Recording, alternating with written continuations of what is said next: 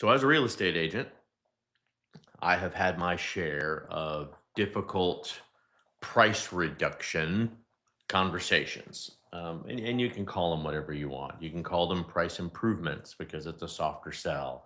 You can say reevaluation, also softer sell. You can say price drop. You can say,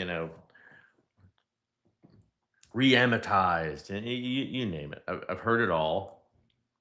None of it makes it easy for the client who has the golden mindset.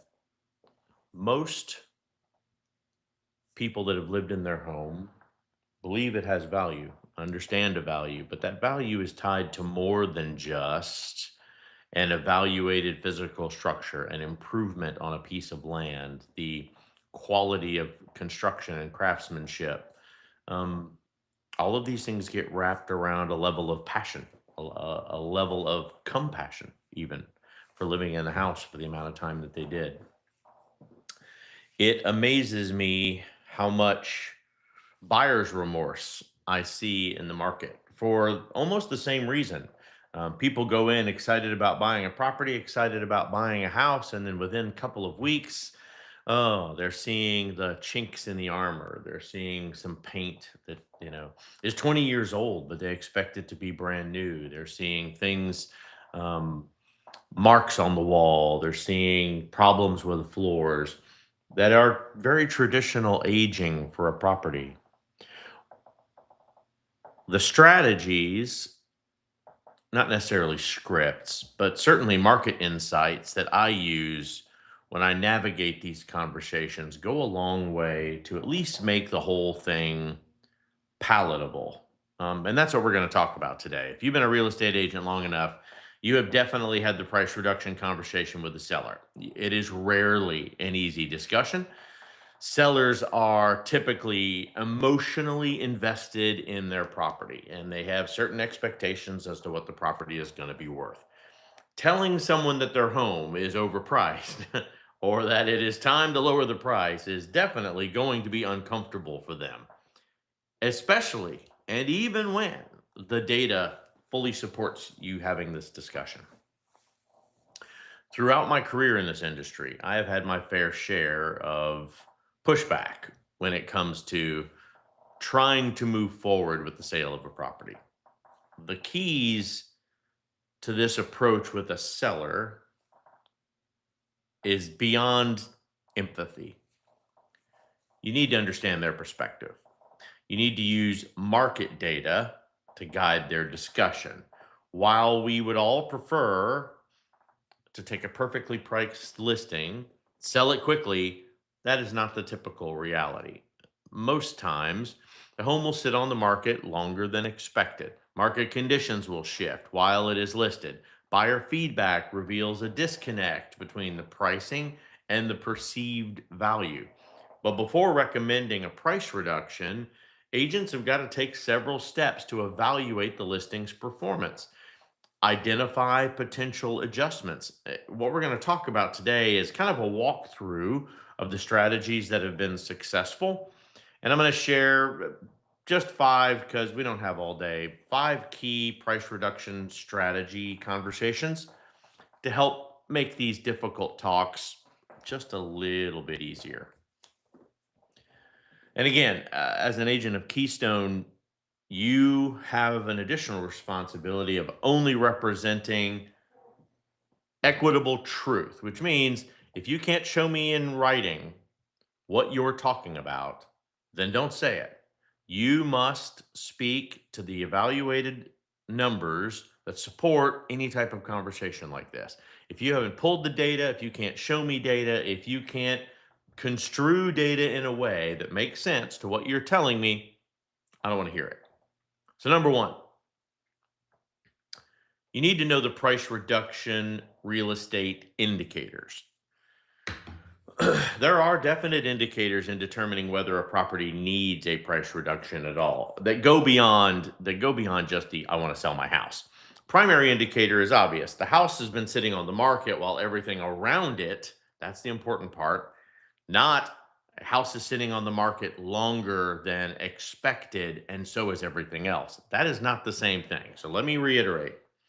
The house has been sitting on the market while everything else in its community is flying off the shelf. At that level, it is crucial that you dig deeper. You have to evaluate if a price reduction is necessary by looking at the absorption rate, the average days on the market for that location, that community, that neighborhood. What I'm talking about are true verifiable indicators, comparable homes that are listed that are selling at lower prices, no showings or offers on the property that you have. Lowball offers are barely even coming in. Buyers comment that the price is too high when they're shopping online, and sellers relocating soon for a new job, which means you now have a need that needs to be addressed. If the seller has to relocate quickly or is antsy because the property hasn't sold, please provide them an updated CMA or offer some type of appraisal. Aim ultimately to get as much money as possible, but you need to be able to brainstorm with them a few different ideas besides just a price drop. If they're just impatient, but the house is priced right and the market in that area is slower, your job is to help them capitalize on their investment strategy. If you did it right the first time, if you gave them a good CMA and your house is priced appropriately and they're just not happy with the speed of the market, that's where that golden value comes in their head. They think that out of five apples on the shelf, their apple is the brightest and the shiniest. You need to show them what their competition is. Hell, book tours in the other houses that are for sale in their neighborhood and go take a walk with your client and go see some of these homes and say, this is your competition. When someone's coming into a neighborhood, chances are they are not just looking at the house you have listed. In a neighborhood that I have a listing right now, there are five comparables, and two of them are a one bedroom shy, and that's $150,000 price difference in that community. The other houses are considerably bigger, also $150,000 price difference in that, which puts the house that I'm representing very comfortably in the middle if I'm just looking at that stack of five representations. But that's not the evaluation criteria that I need to measure. What I need to measure is what is moving. And if it's only the lower priced properties and my client needs to get the house sold, then we need to talk about that. We already believe that the house is priced appropriately. That gives us an allowance to be negotiable. If I price it exactly on point of where it is, I've got no strategy discussion to have. I can't give any concessions. I can't offer a lower pricing so that a buyer feels like they're getting something at the point of sale. People like to haggle. There's just no getting around it. Culturally, America is comprised of people from all over the world. They like to bicker about price. The only time that changes is when you've got this weird market where people are willing to pay over asking price because there simply is not enough homes and enough quality homes in an area. In that case, it doesn't really matter what you price the house at. People are just about willing to pay it. Um, that is not today's market.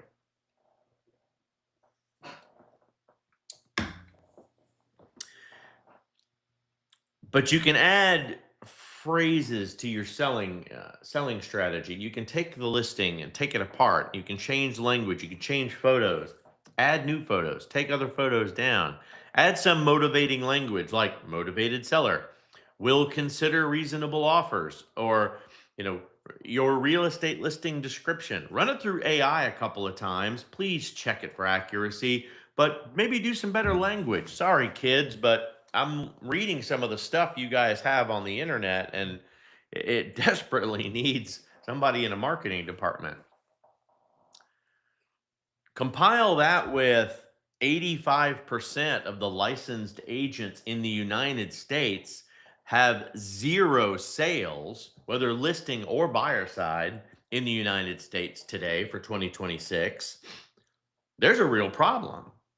You guys don't know what you're doing because there's plenty of houses being sold. Number two, weigh the pros and the cons of the price reduction itself. There are several positives and negatives to a price reduction in real estate.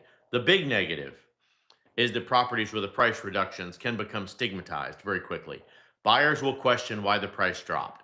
In their head, they're going to build some kind of story. They're going to think something may be wrong with the home, or, oh, now, finally, the house has been on the market for long enough. Now they're going to show that they're adjustable. In contrast, the definitive pro is by making the price reductions, real estate agents will absolutely see an increase in activity on their listing and hopefully get it under contract a little bit faster. But don't be afraid to be honest with your client. A price reduction does not mean we're going to take less for the house. Let me explain that one. If I am currently priced to have a variant of $10,000, whether I'm going to give that away at a price point, whether I'm going to give it away in repairs, whether I'm going to give it away as a concession towards buyers' closing costs, I've got a $10,000 flex in there built into my pricing. If I drop my house price by $5,000, that's the conversation with your client. Hey, we've got a $10,000 measurable gap in here. I'm going to leverage it to get us some necessary attention. Because to them, all they're going to see is I brought my price down. There's some, again, pros and cons to this, and let me walk through a few of them. So let's talk about just some pros. It could create a bidding war. It could actually drive up the final selling price if it is a dramatic price drop. It allows people to go, oh, something's going on. There's a reason these people need to sell. Let's go in there and swoop in and take advantage. Oh, well, you took advantage. You brought me an offer, but so did 3 other people. Are you willing to compete for the house now? 2, it opens the listing to a new pool of buyers by reducing a price point. When people are looking, they're looking within what they believe their buying power is. Hopefully that has been educated. There's a different story altogether. But they're looking for a certain price point. By dropping a price, you might have just gotten inside of that little range that they are using inside of Zillow or Realtor.com or whatever search engine that they're using, that now put your house firmly inside of the bucket that makes them think they can negotiate towards it. 3, it makes the listing more competitive. It could lead to a faster sale because, again, in that community of market, now all of a sudden I have one house in that lit set of apples on the shelf that has reduced in price. Let me go take a look at that apple. And then 5, lookers who have subscribed to recent email updates are immediately going to get some type of alert. The housing market is incredibly automated today, and everybody is using some piece of software. You're either using the software yourself or you've subscribed to a piece of software that is sending you alert every time there's a new house in your area. Salt also comes with 5 equally depressing cons. Number 1, it can give the impression that there's something wrong with the property, and they will use that to find something wrong with the property when they're in there. 2, buyers can perceive it as the seller has added some level of desperation. So let's come in here and start lowballing the hell out of them. 3, the sellers might lose more money than if they had priced it right to begin with. So then you're going to start getting some seller's remorse and some pushback on you as the agent. Well, you should have talked me into this. You should have. No, you're the expert. If you did your job right, like I mentioned earlier, and you did the CMA correctly and you gave them the proper data, and if you're at Keystone, you better have spit up data and shown them a printed copy of what you're talking about. It's going to make it a little softer conversation for you. And then, of course, 4, you got that antsy seller that's going to try to reduce the price too much just to get the quick sale. And then at some point, you're going to feel like they've given up, and it's going to cause you all types of havoc. Ultimately, they're not going to give you a review later. They're going to blame you to all of their friends that they were on the market too long, and that does happen. They were on the market too long. Now you're going to come in here, and all of a sudden, we're going to make a dramatic price drop and blame it on the pricing. Yes, you learned it in real estate school, kids. Real estate agents, listen up. Just because they told you Every home can sell if you've got the right price on it. Don't buy into our own bullshit. Don't do it. It's not about that. Truly evaluate a home. There are several professionals besides just the real estate agent that can tell you, inspectors, appraisers, etc., whether or not you have your home priced appropriately. If you're not good at pricing it, go talk to your broker, go talk to other people in the industry and see if it's priced right. I don't care what Mr. Johnson across the street has sold his house for, or better yet, what Mr. Johnson across the street said he sold his house for, because what they don't tell you is all the concessions and everything else he gave at the point of sale. Sorry, Mr. Johnson. I had to throw you out there and use you as an example today. Big number 3, take actions before reducing the price.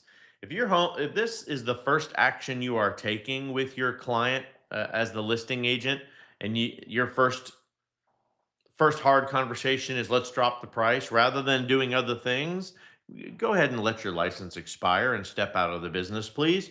Give the rest of us less competition because, like I said, there's a whole lot of you out there that aren't doing any sales this year. Get out of my way. There is absolutely no reason for me to compete against you. You have no reputable numbers to stand on when you're in front of a client.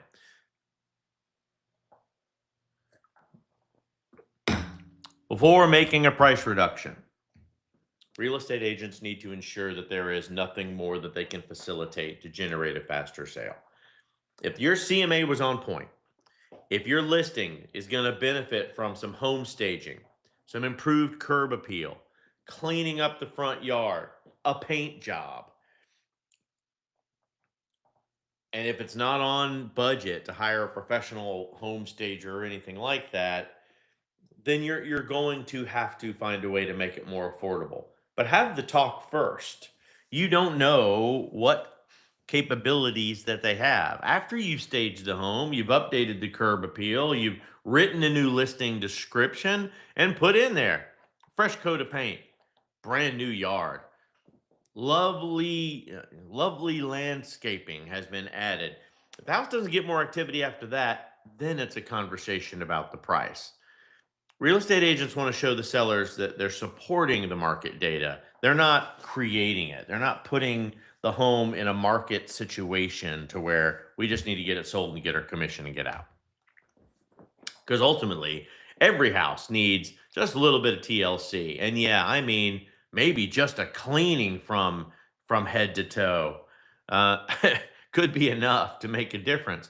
We just recently closed on a property that had exactly that. We had the right cleaning company come in, really decimate a not a dirty home, but a home that needed some more love and care, um, and made all the difference. We called agents back to see the property again, and it was a totally different experience for them. And ultimately, we went under offer and closed on it. Agents, the digital age where buyers are starting their home search online, stop taking your listing photos if you're going to just use a bunch of highly skilled photographers and edit the photos. I know it's tempting to snap a few shots on your phone and call it a day too, but you are doing a huge disservice to the seller if you're not actually managing the property before you slap a photographer in there. There is a reason that it's called the catfish. All you got to do, you don't think they can't dress up the photos? Go ahead and look at the last time you didn't use a filter when you took a picture of yourself and sent it to your family. Applying some design in an open listing is also typically very affordable. Lots of user friendly apps out there that can give you some ideas. Take a snapshot of the room, it'll virtually stage it and give you some nice ideas of what can be simply moved or placed. Some strategically placed books, flowers, plants, how the kitchen should be organized instead of cluttered. And I can't use that word enough. Remove clutter. Remove personal objects, family photos, religious ornamentation, different changes in culture. They need to be able to walk in and make the house their own. I'm not saying abandon those things that are important to you. I'm saying that people are finding reasons to be critical. You don't want a lot of things that make the house yours and mentally they can't make the house theirs. It's also effortless with some one-click auto staging, some move things around, some high-quality art that you can buy very inexpensively at a Walmart or a local dollar store. Dress up the property a little bit. Let them walk through it so they can kind of experience the home before they buy it. Number 4, decide on one or more price reduction strategies. Whatever the reason, price reductions are a part of the real estate sales market. Ideally, we want to price it correctly out of the gate, but sometimes homes simply don't sell at the listed price for various reasons. In that case, I've had several real estate price reduction strategies that you can employ today. As I mentioned, your comp data shows that you're in the correct pricing ballpark. Don't make some massive price cut. Don't drop 5 and 10% increments. You can do something much smaller. You can just remove $5,000. It's not that tough, but you need to do a calendared expectation. Hey guys, if we don't get what we're looking for in 30 days, I want to do a price drop. In 60 days, I want to do another. Hopefully, we're under contract by all that time. But your price drop should easily be able to reflect the amount of time you've had it on the market if you're truly having a pricing issue. Strategy 2, offer seller financing if that's a problem. It is not easy to borrow money out there today, and it's expensive to do it. Idea is not much of a price reduction strategy. It's more about attracting a different type of buyer. If the seller can offer full or partial selling financing at a slightly better below mortgage rate, might be willing to pay a little bit more for the property so they can do that. Set it up for a 5 year, 7 year, or a 10-year refinance option. Balloon it out. So that way, as long as they pay that note on time and get themselves in a more strategic position with jobs or whatever, they will refinance it out under their own names at that time. Strategy 3, you can employ target marketing. Once you've reduced the home price, updated your listing details, you've run social media ads with the phrase price reduction or price drop or new efficient pricing, you can use highly targeted social media, specific locations, demographics, lifestyles, interest, get the listing in front of more buyers as possible because there are still people that are just tipping their toe into the market. This will help you figure out whether they're interested. Number 4, tap into your real estate agent network. You don't just go to those parties for the fine sandwiches and the drinks and the late night dining experiences. You actually need to tap into these folks, let them know. But real estate agents are basically lazy. If you don't put the information in front of them, why are they going to run with it? That's the reason that so many of these direct marketing ad companies are successful today. You already have your own network. You don't have to pay for them. You've earned their friendship and loyalty in the business. Send a direct mail to them. Make a phone call, for God's sakes. Send a text message just to let them know, hey, I've got a listing that's a little slow. Would love to get some activity. Can you help? Postcards and flyers are also easily affordable. You can use some very colorful graphic designs. If you haven't experimented at all with Canva, it's almost dummy proof. You don't have to have a marketing degree to be able to produce something anymore. And yeah, if you can talk, you can tell AI what to do, and AI will build you something. Strategy number 6 would be, odd pricing. There is an art and a science to the pricing home. Prices that end in 99 sell faster than prices that end in 00. It just happens. It's weird. And the weird part about it is a $300,000 house might not be in my price range, but 299.9 might now show up in my feed when I am doing my new search.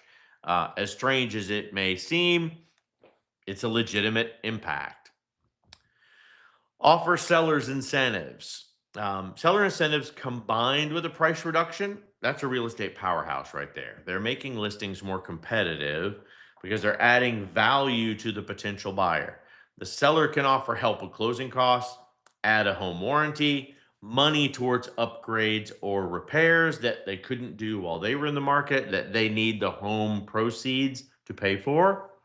Upgrades can include money for new paint, carpet replacement, windows replacement. If you know of some um, replacement opportunities in the area, like getting new windows, getting new roofs at a reduced price, these types of things. Take advantage of those things. Agree with the between the buyer and seller that these things they can contract together. If sellers can't foot the total bill for closing costs, upgrades, repairs, offer a portion, offer a percentage of the expense. People are open to any type of help, any supplement to them spending all of this money to buy your home. Make it worth their while. And then there's the seasonal approach. This is not going to help you much in Florida. It is pretty much a good season all the time. We've got some higher seasons than others, but as long as you are putting in the effort, chances are you're going to run across at least a client or two that you're going to be able to work with. So it may not be prime time to sell, but typically in the Florida market, you're pretty good. Rural properties probably have more of a challenge than anything else. The farther you get out of a high rated school zone, farther you get out of a um, easily accessible area to things like Starbucks and gyms and shopping and that kind of stuff, makes it a little harder to sell the property. Those properties you may want to list in a lower competitive season so that people aren't looking in the city. People that wouldn't normally be looking in the city aren't afraid to look in your area. But ultimately, this is around having the conversation. How do you do it? Why would you do it? What are the strategies behind talking to someone else? So I don't want to close out today without actually talking about how you have that talk with your client.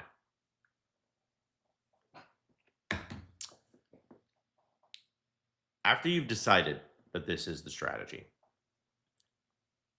rely on hard data. When you are talking to sellers and understand that the property type and how long it takes to sell it, luxury listing, for example, having a smaller buying pool, they inherently have a longer sales timeline.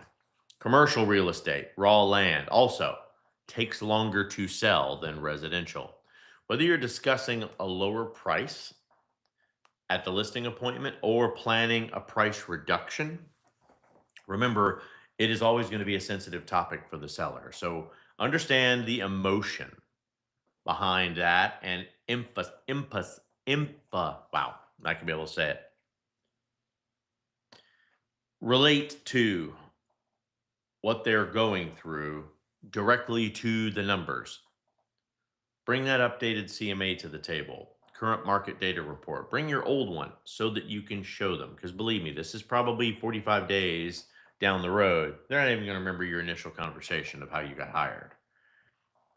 I can give you a few conversation starters that'll help you with this. The most obvious approach is the low price recovery. Remind your sellers that it's easier to recover from a low price than it is from one that's too high. A low price at least produces offers. It creates bidding opportunities. Buyers buy elsewhere when prices are too high. They stop even looking in your area if everything in your area is overpriced to them. And I say that correctly. Overpriced to them. Doesn't mean your market is crippling. It means that the buyers can't afford, your area has priced people out based on the current onlookers into the market today. Reducing a home price can be a negative to the buyer's perception. So they think that there must be something wrong. Remember that. And now it's suspect. You need to immediately be able to compensate any price drop with a reason inside your market strategy, inside the MLS. A price drop should immediately be reflected inside of the sales paragraph of saying why. Supply versus demand approach would be my next one. Supply and demand drives prices in every market, especially real estate. And with the Florida market, supply is important, but the quality of the supply is equally important. High price inventory sees a lot of price deprecation The low inventory is what's going to drive the prices up. We have so many investors that come in and buy the fix and flip style houses, the houses that need beyond just a little TLC. They need some true repairs and some renovations. They come in and they drive the market up in your area, and everybody all of a sudden thinks, I can put my price at that point. If you didn't invest the money and invest into updating this house that you are selling, chances are you can't compete. When things started to slow down in 2023, ultimately, because of the rising interest rates and home prices became out of reach for so many people, supply and demand became a very real discussion. So, no matter what market you're in, you need to be able to say that. Um, if you have a client that is under the desperate weight of the pricing of their home, there is a short sale approach as well. If the seller has an underwater mortgage, for lack of a better term, they're likely hesitant to reduce the price. So it's difficult. Sometimes you need to get on the phone with them and the mortgage person so that you don't risk a foreclosure scenario. Educate them on what a real estate short sale really is and talk to their lender about what the pricing strategy could be and what the bank would be appreciative of.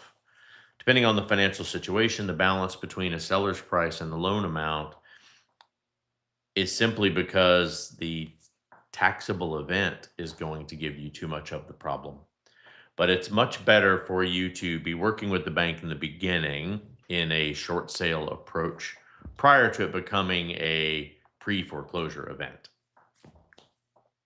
Then you got the low, middle, high approach.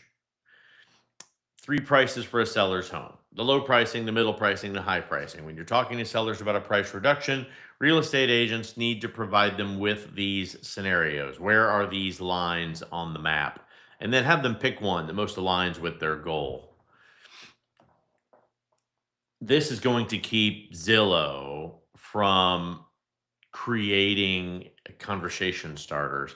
How many views? How many saves? Their property hasn't garnered since the listing started. Why was there such a huge spike and then it tapered off? Because that's just simply how it works. It's difficult to convince a client what a flatter market means to them when you're talking about the costs of that strategy and how it will affect them in capitalizing on any gains whatsoever. A couple of things you might want to look out for in the market today. People are under the impression that because the market is harder, that a cash offers need to be introduced because I can give you cash, I can give you a quick closing. You can find sellers looking for cash offers through like Z Buyers, real estate lead softwares that use Facebook homeowners interest and those types of things. Be careful of this. This will put you into some pricing restrictions that you don't want your client in. Be careful with your client looking for a better way when they're already working with you. You should have developed a trust with them so they can have this everyday conversation, even when it's difficult. And agents, price reductions are also avoidable, but they do lessen your chances, right? Price the home right the first time around is incredibly fortuitous for you. Being able to see that the property that you're about to represent is in an area that has plenty of movement. Traffic is never a bad thing when it comes to moving a home. The more traffic you can get in a community, and gated communities, I'm sorry, you're going to lose on this one. Just drive-by shoppers have a huge benefit unless you got a gate that people have got to get through.